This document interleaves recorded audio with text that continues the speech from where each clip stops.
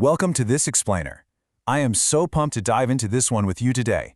We're going to unpack exactly how our global weather patterns are shaped, and we're doing it by breaking down some of the most powerful and honestly most fascinating climate forces on Earth. Like, if you've ever wondered why one side of the planet is dealing with crazy, immense floods while the other side is literally bone dry, well, you're in the exact right place. So let's just jump right in with a question you probably weren't expecting. What does blowing on a hot cup of tea have to do with global weather? I know, it sounds a little out there, right? But stick with me here, because this simple everyday action is literally the perfect way to understand some incredibly massive planetary shifts. It's the foundation for our whole geographical journey today. Okay, to set the stage, we really got to orient ourselves. Picture the massive Pacific Ocean. Think of this as our giant global playground. On the eastern side, you've got North and South America.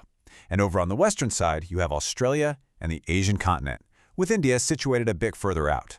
This gigantic body of water is where all the action happens.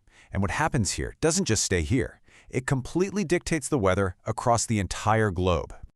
To really get how this playground works, we need to talk about something called the thermocline. So, the sun is just constantly beating down on the equator, right? Heating up the surface of the Pacific Ocean. And because warm water is lighter, it floats right on top of the colder, heavier water down below. Think about when you run a super hot bath or fill a bucket with hot water. If you dip your hand in, that very top layer is noticeably warmer than the water near the bottom. The ocean does the exact same thing. All that heat stays concentrated right there on the surface. Now here's where the tea comes in. I want you to imagine the entire Pacific Ocean is that hot cup of tea we talked about earlier. And blowing across that tea, from east to west, are the trade winds. These are incredibly strong winds that are just constantly sweeping across the equator. Just like when you blow on your tea to push that hot layer of liquid away so it cools down, the trade winds blow across the Pacific, grabbing that top layer of warm water and just pushing it. Let's look at how this plays out under what we'd call normal conditions. It's basically a massive chain reaction. The sun heats the surface. Your breath, the trade winds, blows hard from east to west. This pushes all that warm surface water towards the west, piling it all up near Australia and Asia. And because all that top water got pushed away, the cold water from the bottom of the ocean actually rises up in the east, near South America, to replace it. But, this ocean movement doesn't just stay in the water. It builds right up into the atmosphere.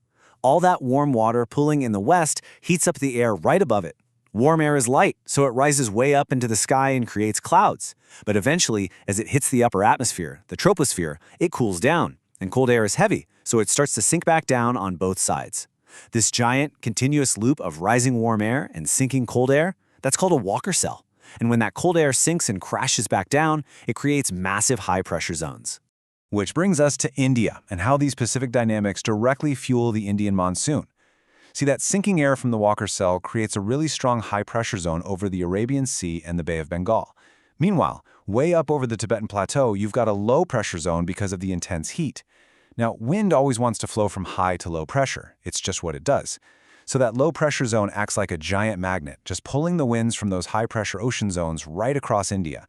And these winds drag massive amounts of ocean moisture with them, delivering the absolutely crucial southwest monsoon.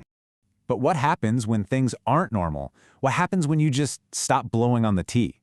Imagine you take a breath, you push the hot liquid to one side of your cup, and then you just stop. The water doesn't stay tilted, right? No way. Water always seeks a flat level. So that warm water you pushed all the way to the edge, it's going to slosh right back to where it started. And my friends, this exact sloshing effect is the beginning of El Nino. When you compare these two states, the shift is honestly staggering. Under normal conditions, you've got strong trade winds pushing the warm water west. But during an El Nino event, those trade winds suddenly become weak. They slow down. They just can't hold all that warm water back anymore. So what happens? The warm water drifts back east, all the way towards South America. The ocean levels out, and the entire temperature balance of the Pacific Ocean gets totally reversed. And the stakes of this shift are incredibly high. It triggers a massive global domino effect. Over in South America, because the warm water and rising air are now sitting right off their coast, they get absolutely slammed with heavy rains and flooding. Plus, their local fishing zones near the Andes get completely disrupted. And back in India? Well, because the whole system shifted, that crucial high-pressure zone over the ocean becomes really weak. The wind doesn't get pulled in, so the southwest monsoon fails, bringing immense heat and devastating droughts instead of the rain they desperately need. Okay, now let's flip it and look at the exact opposite extreme, La Niña. If El Niño is when you stop blowing on the T, La Niña is when you blow way, way too hard. The trade winds become intensely strong and they pile up an extreme amount of warm water in the west. This creates overly powerful high-pressure zones, massive cloud formations, and just immense moisture. And that often results in widespread destructive floods across places like Australia and India. It's basically the extreme, supercharged version of normal conditions. Now, it is totally important to remember that nature is rarely 100% stable, right? It naturally fluctuates. These major shifts in the trade winds and ocean temperatures generally operate on a cycle, coming around every 5 to 6 years on average. Actually, the last time we saw a major event in this cycle before the most recent data was right around that 2018-2019 timeframe. But here is where the narrative urgency really ramps up. As the source material points out, ideal, predictable conditions are kind of becoming a thing of the past, and that's especially true because of climate change. The regular frequencies and natural variations are being heavily disrupted. This big shift in our baseline climate is what's giving rise to what experts are now calling a super El Niño. You've really got to pay attention to this massive 2-degree gap. Historically, during an El Niño, the temperature variation, that gap between the normal ocean temperature and the warmer El Niño temperature, was about half a degree to 1 degree Celsius. But now, we are crossing a 2 degrees Celsius increase. To put that in perspective, the T isn't just warm anymore, it's getting significantly hotter.